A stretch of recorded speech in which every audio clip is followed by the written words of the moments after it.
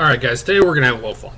We are going to play a modern daily event with some Nivmagus Elemental, and we'll see how it goes. So, I basically just copied the same list that I put in the Daily Digest a few weeks ago, and it's a little different than the deck that I played in the Pro Tour. So, it has some Death Shadows instead of Flamekin Harbingers to find either of these two elementals. So, in case you guys are not familiar with this deck, basically what you're trying to do is build a big creature, either a Death Shadow, Nivmagus Elemental, or Kiln Fiend, and then probably double its power effectively with a Tainted Strike or Assault Strobe.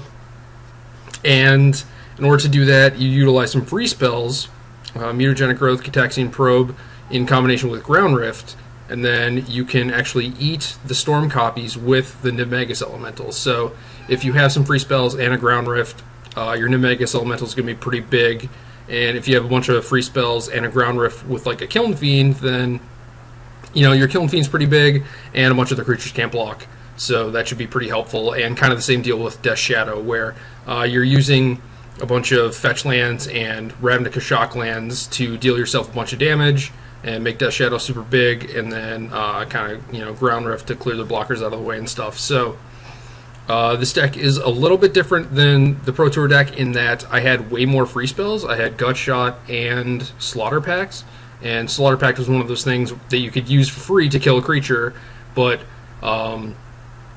hopefully you would have to be killing them that turn. Otherwise, you'd be doing it on like turn 2, maybe turn 3, but like you might not even have the third land to pay for it if your plan didn't go so well. Or you could use Slaughter Pact as a free spell that you could eat with Nivmagus Elemental. So this deck might be a little slower than the Pro Tour one, which I'm not super excited about, but I didn't really want to change anything. I didn't want to cut, like Simian Spirit Guide is one of the cards that I wanted to cut, but I'm just going to try it as is and see how it works. So, Spirit Guide will either help you play a bunch of spells on turn 2, just giving you an extra mana, allowing you to play like the Dismember or the Apostle's Blessing or what have you, or it allows you to play a Kiln Fiend on turn 1 and potentially kill them on turn 2. So Spirit Guides are okay, they're not great, but the guy was playing them for a reason. Like I trust that he had played with the deck and actually liked having 2 Spirit Guides, so I'm going to try them.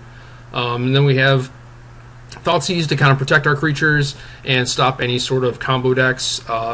The good thing about this deck is that it has a pretty good matchup against all the combo decks in Modern.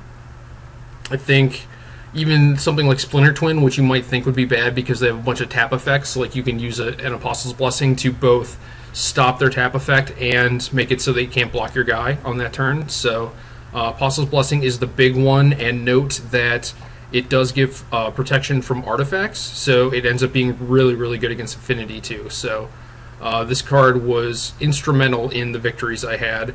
And then the Tainted Strike Assault Strobes are good, and then if you play against something like Green-Black and you have to board into a grindier deck, then you basically want to cut these. They're not very good.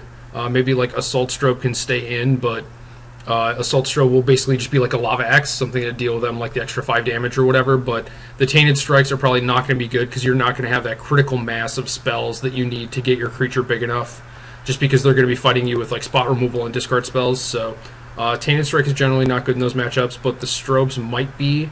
I don't have a ton of things to side in, so we'll see.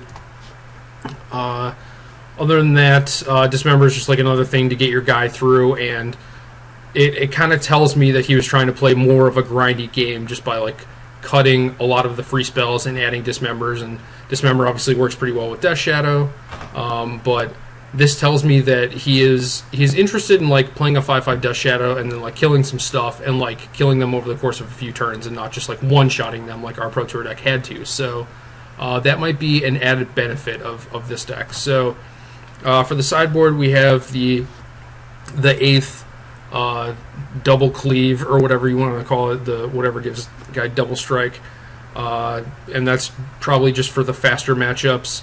4th Dismember for grindier matchups. I have some Inquisition of Kozilek where he had Duress, and Duress is obviously good against some combo decks, but not all of them. And it seems like you're not too worried about the 4-mana spells, like you're super, super fast, and way faster than something like Scapeshift, and I'm not worried about like duressing a Scapeshift. I'd rather just Inquisition and slow them down, and then have the potential to take like a Snapcaster Mage or a Pestermite, something like that, which Duress does not do. So these are pretty good.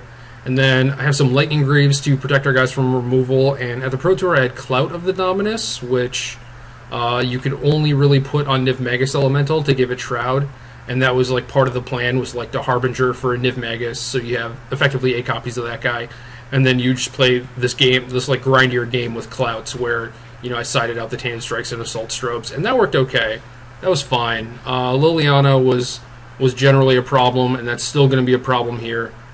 But the Greaves are still good. It gives them something that they have to Abrupt Decay before they kill your creature. And then Postmortem Lunge is interesting just because it's a thing that comes in against stuff like Jund, but it is generally better if you are trying to combo them out. So they're like, okay, I killed this creature, he's going to start his turn with no creatures in play, so I'm like safe to tap out and do whatever. And then you just like lunge to bring your guy back, and then play a bunch of free spells, make it big, and then potentially use one of these. So like lunge is either going to be a Lava Axe type thing, like maybe it's, you know, 7 damage or whatever. It's going to be that sort of thing, or that guy wanted to keep in all the combo pieces. So I'm not too sure. I feel like I just want to like keep in the Strobes maybe and the lunges and kind of like nickel and dime them out, and that's probably going to work fine, but we'll see. Hopefully we get to play against a green-black deck and actually try that out. So other than that, we have some Pyroclasms, just good against like random Magic Online stuff. There was a decent amount of like Soul Sisters and white-black tokens, and a lot of that stuff has kind of fallen by the wayside. The Magic Online metagame for Modern is more of what you might call real decks. So Pyroclasm is still okay, and maybe 4 is too many.